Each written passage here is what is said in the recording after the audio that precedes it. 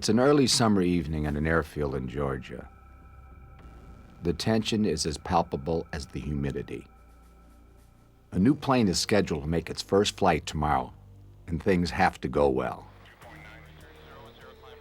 The F-22 Raptor is a fighter for the next century. This conglomeration of titanium, aluminum, and thermoplastics incorporates bold and forward-thinking designs. It possesses speed, stealth, and flight control systems designed to give its pilot overwhelming superiority against current and future enemy weapon systems.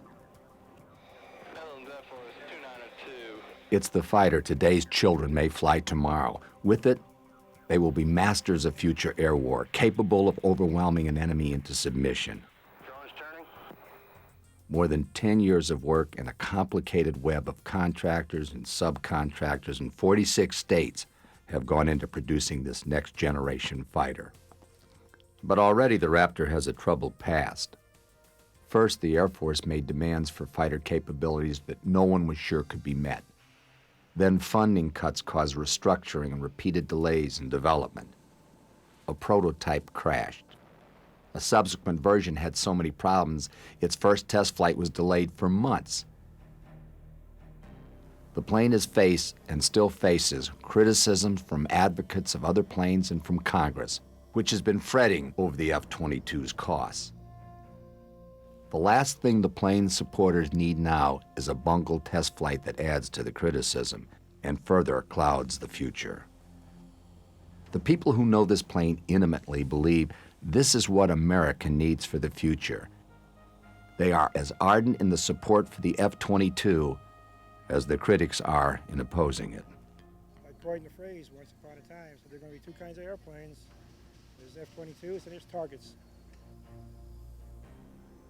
But there are tests to be passed, and tomorrow will be one of them.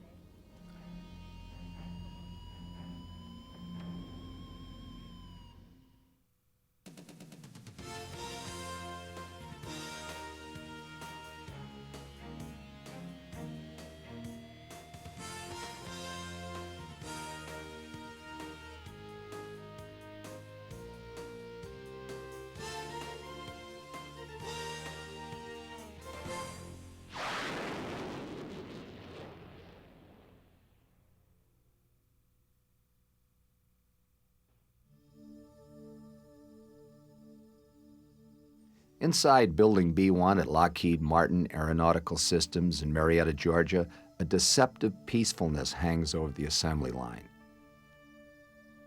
The work here is done. After months of preparation, an aircraft assembled here will take flight for the first time. A major milestone for even the simplest airframe. Sitting on a ramp some 2 miles away, the F-22 is not scheduled to take off for at least 6 hours, but already crew members are hard at work. They double-check and triple-check every last inch of the aircraft. Absolutely no one wants their assembly, their system, their one small piece in this $187 million puzzle to go awry. In fact, components on Ship 4002, as the aircraft is known here, have been meticulously tested and retested ever since the plane rolled out of the assembly hangar in February some 4 months ago. Now, the day has come for this aircraft's maiden flight. The F-22 cannot stumble. The Raptor must accomplish what is called a flight with no squawks. That is a test flight that goes off without a hitch. At 5 a.m., the pace of preparations start to pick up. No detail, however small, can be overlooked. Not even the removal of a potentially damaging pebble. A cleaning truck patrols the ramp area, vacuuming up such debris. Lockheed Martin security officer Patty Howarth holds a quick briefing to remind her staff of their priorities.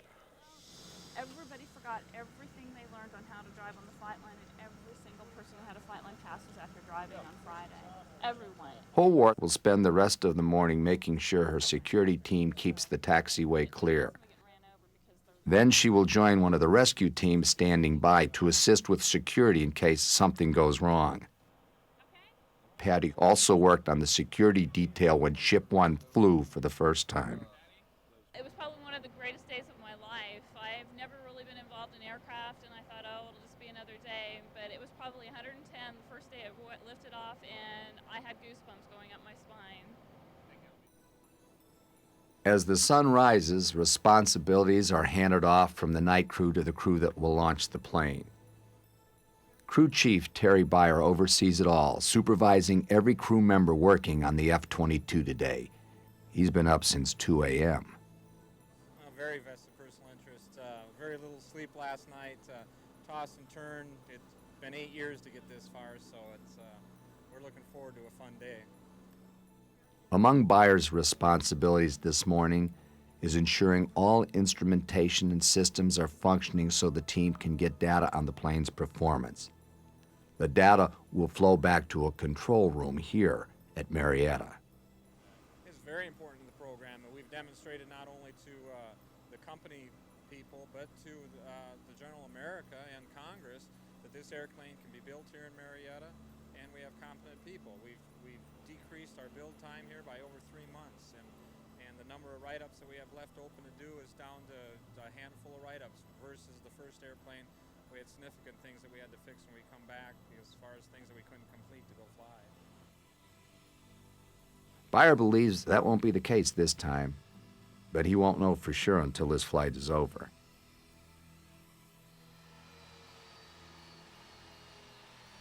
The man with the best vantage point to compare Ship 1 and Ship 2 is test pilot Paul Metz. Metz, who flew Raptor 1 on its first flight, is a former U.S. Air Force fighter pilot with more than 7,000 hours flight time and more than 33 years experience. He's been the chief test pilot for the F-22 program since 1992. How dangerous is my job? They don't sell insurance too readily to us for this job, but quite frankly, the job has become much safer and much more controlled. If you look back to the early days of flight test, there were a great number of losses of life in aircraft.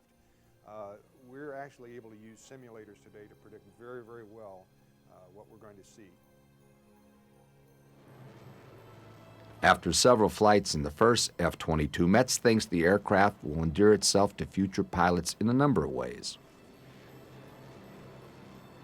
From the simple things like amazingly soft landings and the ability to feel really good about yourself when you come back from a flight in terms of your ability to fly it, to extreme maneuverability, to cockpit displays and information that are beyond the realm of the current fighter pilot to envision, and the ability to sneak around in space without people seeing you. All of these things together make for a tremendous package, and the fighter pilots of the future are going to point to the F-22 as their favorite. I'm sure of that. On the ramp, the ground crew continues working. Beyer's already pacing. Don Stevens is the senior avionics technician for the F-22 program. He's responsible for the computers and other electronics on the aircraft to make sure they are functioning and ready when the pilot gets into the cockpit. Backing him up are a team of experts for every computer on the plane. We actually have IPT engineers that are ready for their systems as they develop problems and answer any questions. If I have a question, that I know who to go to. We have experts on every component on the aircraft. The F-22's pioneering electronics are perhaps the crew's biggest source of worry. They've undergone extensive testing, and Stevens believes most of the problems have been ironed out. But until this plane executes a flawless flight, Stevens won't be able to relax. All of us are putting quite a bit of effort into it to see that it makes its goals, and especially this flight this morning. We're very proud of this aircraft, and we know it's going to take us through this millennium and beyond. The pride comes from long hours. Flight test engineer Hal Wyeth has been on the ramp since 3:30 a.m. Well, I broke a little sweat, but we're doing real good. His team has actually been running final checks since last night. But for Wyeth and his crew, the payoff will come the same way it did with Ship 1, with successful flight. Wyeth recalls how he felt watching the flight of the first F-22. When he actually rotated and broke ground, it was a great feeling after all the effort that's been put in by so many people. You a little lump in your heart, you know, that kind of thing. Today, however, the emotions may run deepest for this man. Vincent DeVino is the team leader for airworthiness and delivery crew. He's been shepherding the F-22 from the beginning, sweating the details for 10 years. I couldn't begin to count them. You know, you're looking at everything here from the airplane readiness, fueling, security of the ramp, making sure you have the right number of people and the right skills aboard. There's quite a few things that go into saying the airplane is ready for flight. But this will be the last time DeVino has to officially worry about a flight. After 4 decades in the business, he's retiring. And a failed or delayed test flight is not how he wants to end his career. Well, there's a lot of emotion that goes along with it. You know, there's a lot of time and 42 years of experience in this business about to come to a close here.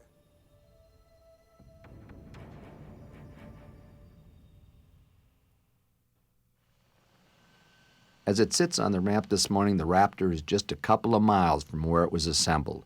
But Ship 2 is years removed from its birth, and in terms of technology, light years beyond its ancestors.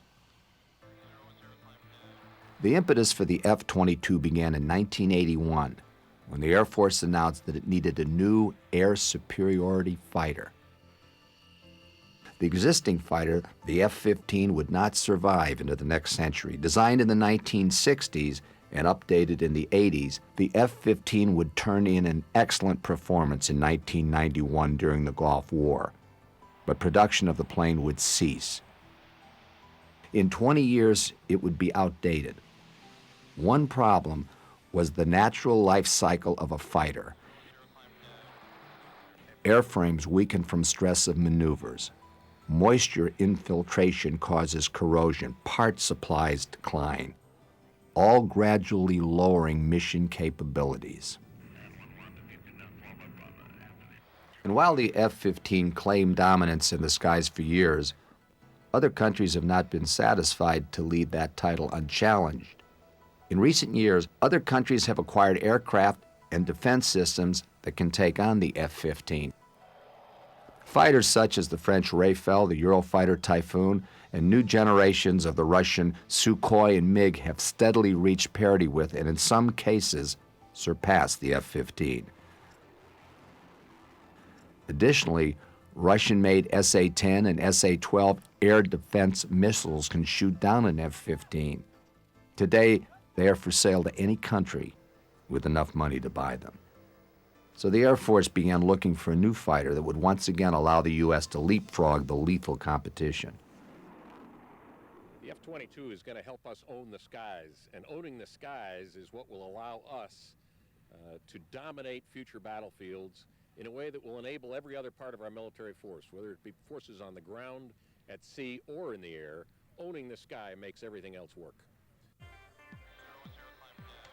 The new fighter would need the classic ingredients of air superiority: speed and agility, comprehensive situational awareness,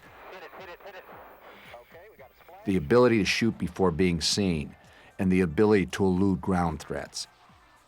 But the Air Force decided it wanted to look far into the future, to a fighter that would be superior starting in 2004 and dominate for at least 25 years beyond that. That meant a huge leap into the next millennium for the aircraft designers.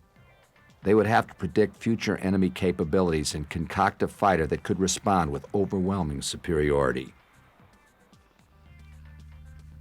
But asking manufacturers to look that far ahead was like asking designers of the P-51 to foresee the impact of jet propulsion and predict the development of the F-4 Phantom 25 years later. Design teams looked for the 1980s equivalent of the development of jet propulsion. They found it in the computer. By 1986, a profound shift away from massive mainframe computers had begun with the miniaturization of electronics. That opened new possibilities for design of the fighter for the next millennium. Under development at the same time was stealth technology. Stealth modifies a plane's physical characteristics, primarily its external surfaces and heat signatures to reduce its radar profile.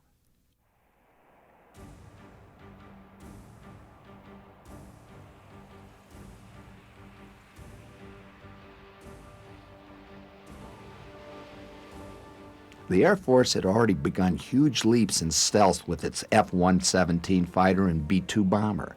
Strategists have called for such an aircraft as the need developed for small, expeditional forces to respond to regional conflicts around the globe.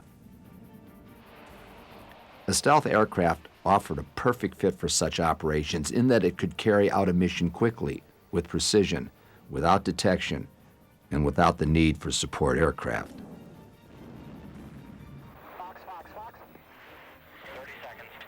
Hence, stealth became a requirement for the new fighter. The Air Force also demanded that it fly at supersonic speeds without afterburner and be highly maneuverable. Designers, mindful of the requirement for domination in the next century, also proposed a fighter that used easily upgradable computers. The computers would provide the pilot seamless situational information to give him a tactical edge. Computers would also coordinate with the other stealth technology to deny the enemy information about the plane's whereabouts. The idea was to have a plane that would give its pilot first look, first shot, first kill capabilities, then zoom away undetected until the initial targets exploded. A third consideration arose from Congress. Federal budget constraints likely would limit the number of planes built, so the new fighters would have to do more with fewer numbers. They would have to be more destructive and deadly, and allow the U.S. to win quickly and decisively with minimal casualties to Americans. This airplane is the future of our country. It will allow us to own the skies over any future battlefield, and owning the skies over those battlefields is going to keep Americans alive. And that's what the mothers and fathers of America are going to want. But this futuristic vision required a lot of work. The avionics goals alone seemed huge, and in 1986 close to impossible. Computers that could handle all the plane's requirements didn't exist. Design teams fretted over whether they could pull off this new airplane. Nevertheless, they forged ahead. In 1986, the Air Force selected two teams of defense contractors, Lockheed Boeing General Dynamics and Northrop McDonnell Douglas, to build prototype airplanes known as the YF-22 and the YF-23. Engine makers Pratt & Whitney and General Electric were selected to build prototype engines. In all, the Air Force would have 4 versions of this new plane to consider. The prototypes materialized and began test flights in 1990. Northrop McDonnell Douglas's YF-23 was a graceful aircraft with a forward fuselage resembling a gooseneck stretched out in flight. Its wings created a clipped diamond pattern with all edges swept forward or back 40 degrees. When viewed from above, its broadly angled twin tails paralleled the wings' leading edges. The YF-22 sported a slightly more conventional look, particularly in its shapely jutting twin tails and the more triangular shape of its wings. Designers of both planes incorporated several key developments in stealth, high-speed cruising, and avionics. To increase the fighter's stealth, designers reshaped internal and external parts of the aircraft. They changed how they treated its external surfaces through coating and irregular shapes. Designers also manipulated the plane's heat emissions to mask the fighters from infrared or heat-seeking detectors. The engine makers helped by reducing the need for afterburner to go supersonic.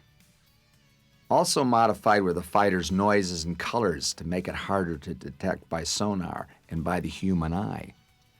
Ultimately, the fighter's radar cross-section, the element most crucial to foiling the enemy, was reduced until it resembled the radar signature of birds and bees.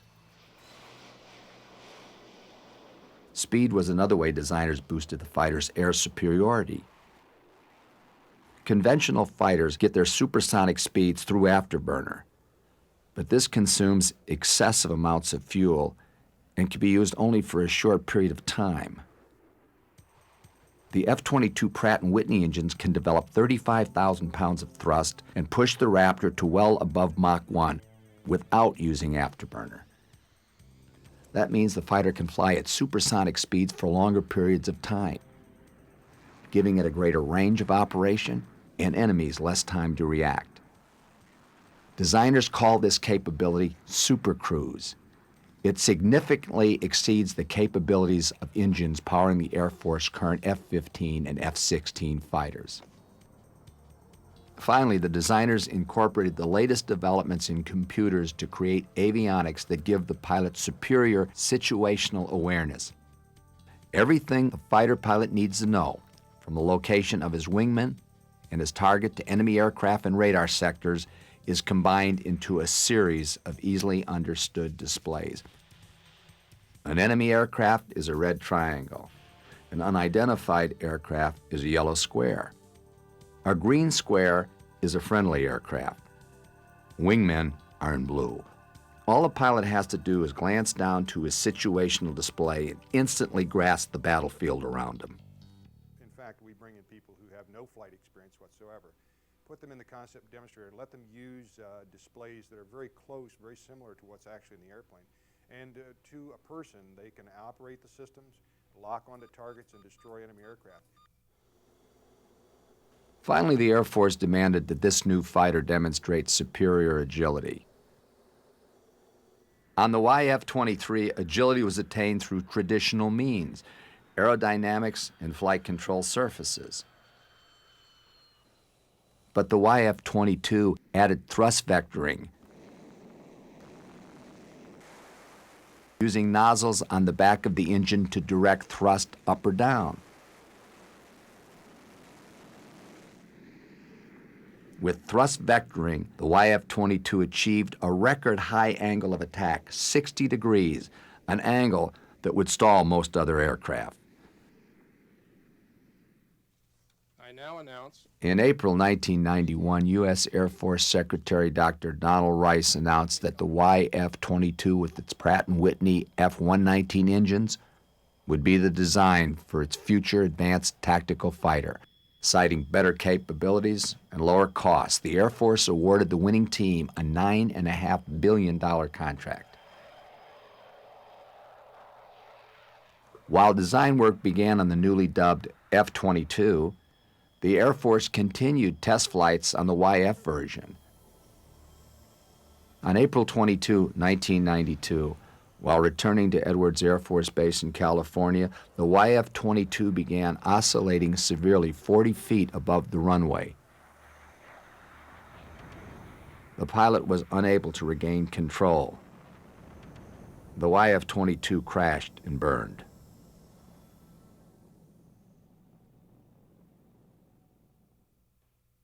The Air Force's prototype YF-22 aircraft crashed April 25th at Edwards Air Force Base as the pilot was completing a practice approach over the runway. The investigation into the crash of the YF-22 tied it to the thrust vectors. They had been left on during landing and contributed to the oscillation as the pilot moved the control stick. The crash was labeled pilot error. The pilot himself wrote out the crash and walked away from the airplane. F-22 Chief Test Pilot Paul Metz joined the F-22 program shortly afterwards. The problem was one of having a prototype flight control system that was not designed to be used in that flight environment. It had some sensitivities, some known sensitivities. And unfortunately, it caught that particular pilot on that particular day and caused the resulting accident. The thrust vectors were integrated into the flight controls, eliminating the need to turn them on and off. Now they automatically interpret the pilot's movements on the aircraft stick. The harder a pilot pulls on the stick, the more thrust vectoring the flight control system will provide. All of those commands from the pilot go through a computer, and the computer then manipulates or modulates those control surfaces depending on the flight conditions. I I like to think of the vector as simply being like a bigger aerodynamic tail on the airplane. They make the airplane move in pitch, and the pilot has no idea that part of that pitch is from the engines and part of the pitch is from the horizontal tails. It's all transparent to you.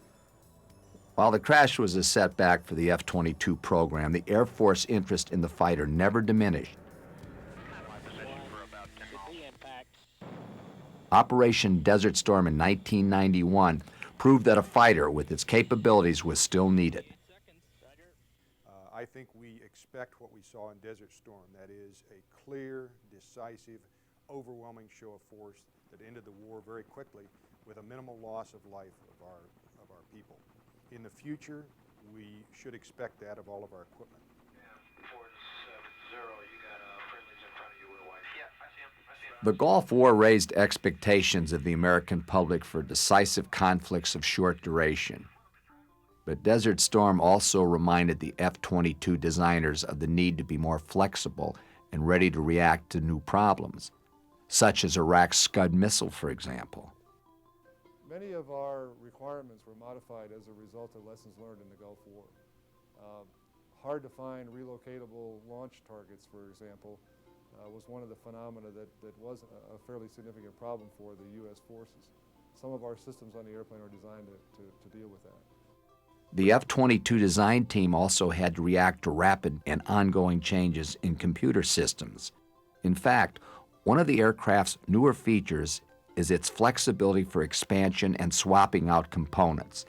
Capacity is available within the aircraft to add computer processor power, even though the expectation is that the trend towards smaller but more powerful computers will continue. Computer advancements also eased some manufacturing aspects of the new fighter. Computer-aided design provided precise measurements that could be transmitted to manufacturers and suppliers around the country. It also enabled engineers to visualize detailed aspects of the aircraft while it was still in design phase. No hard mock-up of the plane was created. Instead, manufacturing plants in Fort Worth, Seattle, West Palm Beach, Florida, and East Hartford, Connecticut all relied on computer-generated models for such key components. At final assembly in Marietta, these major sections of the aircraft fit remarkably well. In fact, Lockheed Martin claims that some tolerances were accurate to within 1/6,000 of an inch. The development that proved most difficult to cope with was the ongoing downsizing of the U.S. military. The shrinking defense dollar at times hurt the fighter's development. Defense Secretary William Cone warned Congress that it would have to close more bases to pay for all the weapons systems it desired, but Congress shied away from that painful task, fearful of the political repercussions. That left new weapons systems, such as the F-22, vulnerable to the Pentagon budget acts. Against this backdrop of uncertain federal support, Lockheed Martin unveiled with fanfare its first F-22 on April 9, 1997. The company announced that this aircraft would take its first flight by the end of the following month. But that first F-22 stumbled badly out of the gate. One problem followed another, and the program quickly fell 3 months behind. Finally, on September 7, 1997, Metz took the first F-22 into the air. That flight tested the aircraft's handling characteristics and engine performance through different power levels.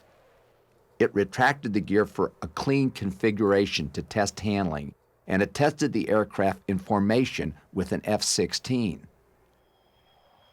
The roughly 1-hour flight demonstrated the plane could fly. Lockheed Martin and the Air Force called the problems that delayed the first F-22 minor, although the repairs were sometimes complicated. But the delays gave critics ammunition. A military cost review agency twice warned that the F-22 was at risk of billion-dollar cost overruns. Congress complained of too many technical problems and too few test flights. Senators warned that this $187 million plane might be a dead duck if its price per copy kept climbing. The F-22 supporters responded by reminding Congress the fighter was far from a conventional aircraft. Thus, its costs in development were unpredictable. In my personal opinion, this program has had an unprecedented focus on cost and cost control. We have been what's termed a cost reimbursable contract, principally because we're busting the frontiers of many new technologies on this program, and you can't very accurately predict where that's going to lead you as you bring these technologies online. If you look at this program in terms of its complexity from any historical measure, we believe we're going to deliver the airplane about 25% under what many outside experts think it should cost. So that's rather revolutionary in its own. Haunted by criticism, this team at Lockheed Martin in Georgia redoubled its efforts. They have succeeded in getting this second F-22 ready for its test flight a full 9 days ahead of schedule. But being ready is not the full measure of success, and the pressure for a perfect flight only increased. At 9 a.m., everyone who works on the F-22 flight line, from engineers to stockroom clerks, stops what they're doing and heads out to the runway. We're doing a FOD walk this morning, and FOD is foreign object damage. Any item, a pebble, a rock, any MSP item that might happen to be on the runway could damage the engine. And we are out here this morning to prevent that from happening. The FOD walks are performed once or twice a week at fighter bases. But with this plane, FOD walks are done any time it is scheduled to have its engines running. The workers fan out and scan the pavement for anything that the vacuum truck may have missed. Something that small can nick an impeller blade and cause it to be off balance. If it's bad enough, it comes apart just like a hand grenade in flight. So we want to be very careful that we get everything off the ramp that we can see. At the end of the walk, all the workers' bags are carefully collected. There is no prize for the worker who turns in a bag with the most debris. A FOD-free airplane, that's the prize, no busted engines. The FOD walk completed, the ground crew begins its last-minute check. Optimism runs high, but it's short-lived. Suddenly there is a problem. A small hydraulic leak has been discovered. The pre-flight timetable is halted. For how long? No one knows.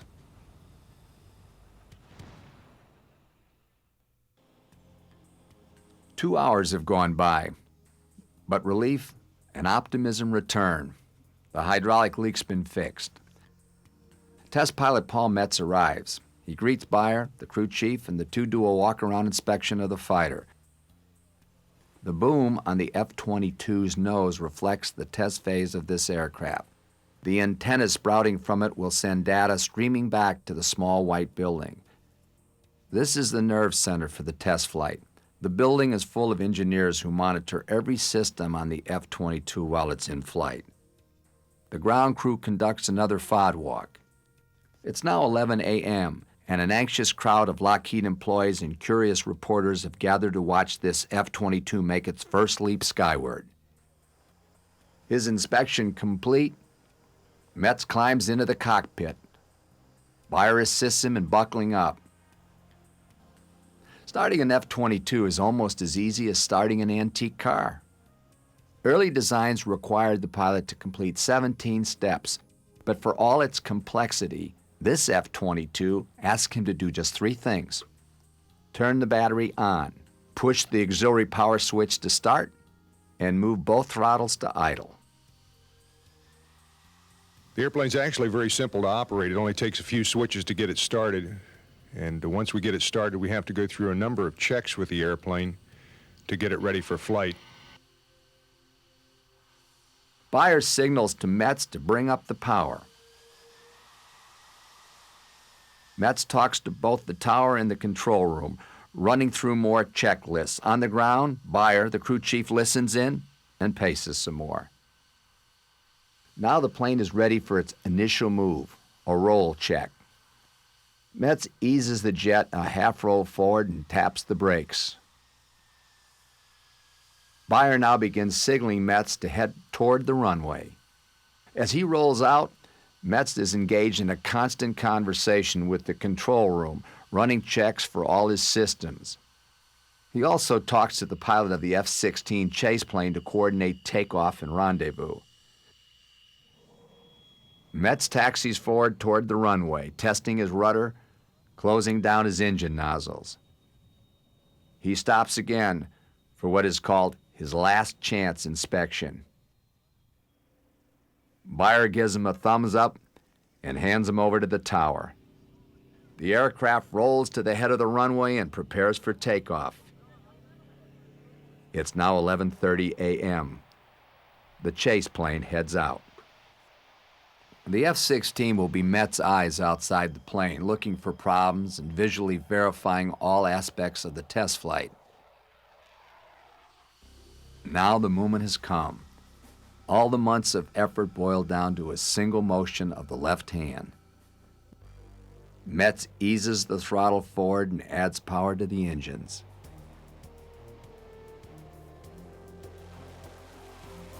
A few breathless seconds later, Raptor 2 takes flight.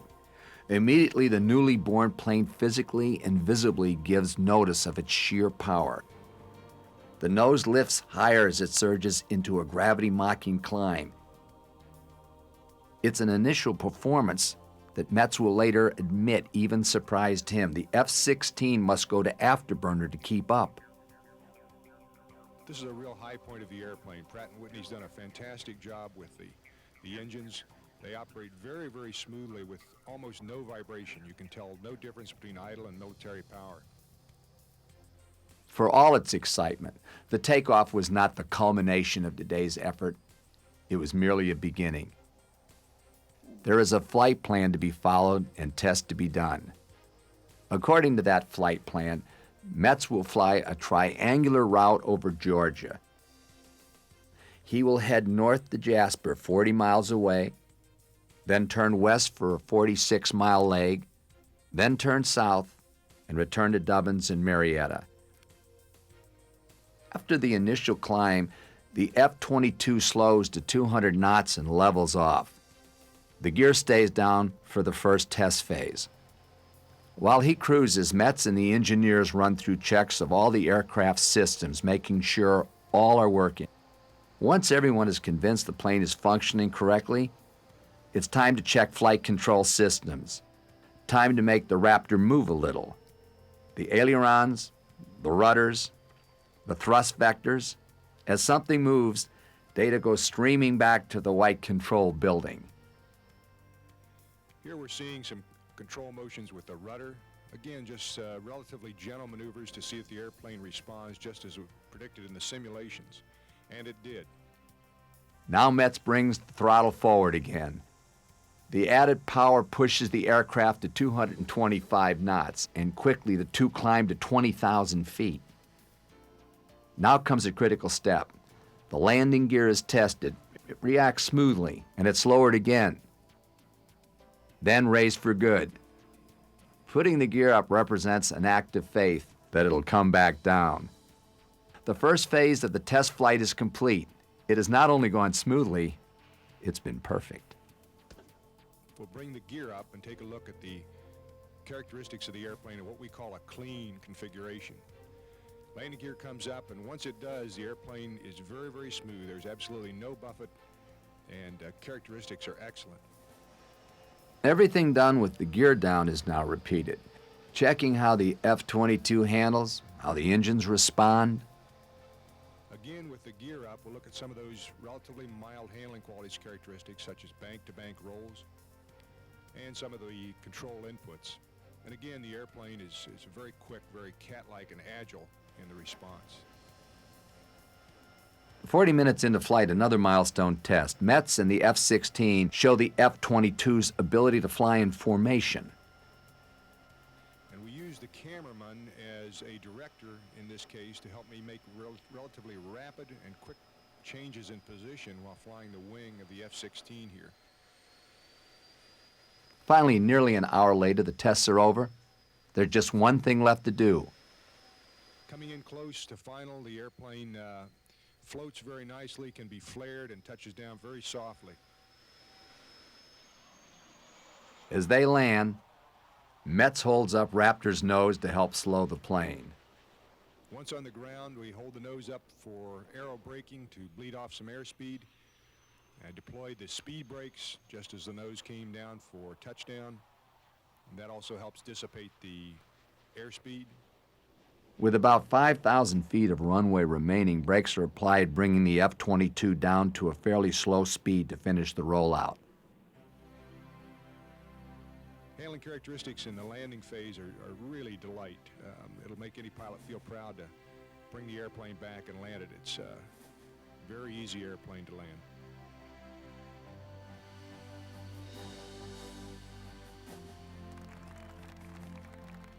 As the spectators applaud, Metz brings the F-22 over toward them, pauses, and lets the plane take a bow. These are the folks that are really responsible for getting me in the air. And there are thousands of people, not only in Marietta, but Seattle, Fort Worth, Pratt & Whitney, and the suppliers around the United States, and in fact around the world, that struggled for a long time to put this airplane together. Back at the ramp, the ground crew cheers as Metz leaves the cockpit. There are handshakes and photos all around for a successful test flight. It was by the book. The flight profile was flown exactly as we had planned it out, and absolutely no anomalies on the airplane. It's ready to go again. Don't have a squawk on either the instrumentation or the airframe itself. Anything unexpected, either good or bad? Well, you probably saw it on the climb out here. We rotated up to the climb at about 3/4 field and really rocketed on up there. And both myself and the chase pilot both remarked that was a lot spiffier performance than we saw with number one. And I can't explain it because it's a hotter day, but it really went upstairs today. With the plane safely back on the ramp, Beyer can finally stop pacing. Well, I guess a lot of things go through your mind. I mean, you think about fuel, you think about electrical power, but mainly is great feeling jumping off, and made a few bets with the ground crew of how bad the airborne pickup would be. But Colonel Rainey hit it pretty good. He was right with him. Elation is pervasive among the ground crew. Fantastic. Got this airplane in the air early, got it back, no squawks on it, perfect.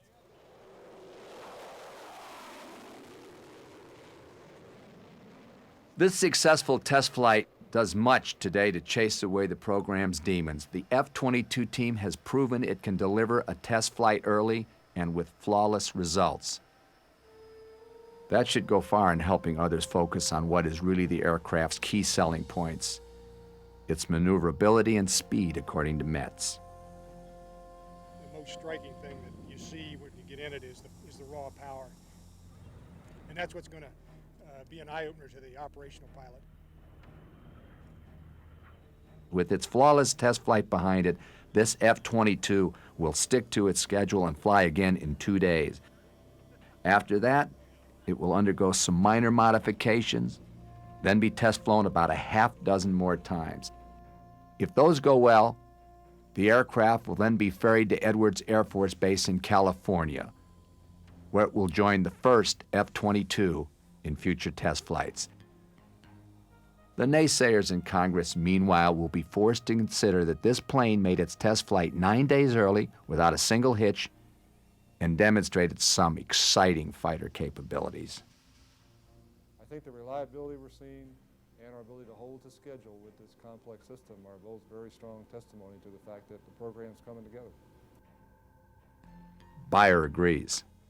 Well, I think it proves to Congress and the United States Air Force that Lockheed Martin can build a reliable fighter on time and below budget. The crews come together and they know what they're doing, and we worked through some trying times on the first aircraft, but we learned, and that's the biggest thing it showed. We learned from the difficulties we had, and we've overcome them, and now we're a month ahead of schedule. Now, Beyer is ready to announce the last step today for the crew. It's not more testing or more analysis or even reviews, although those will surely go on as well. Well, I think everybody's going out tonight and unwind a little bit, have a good time. So we'll enjoy ourselves.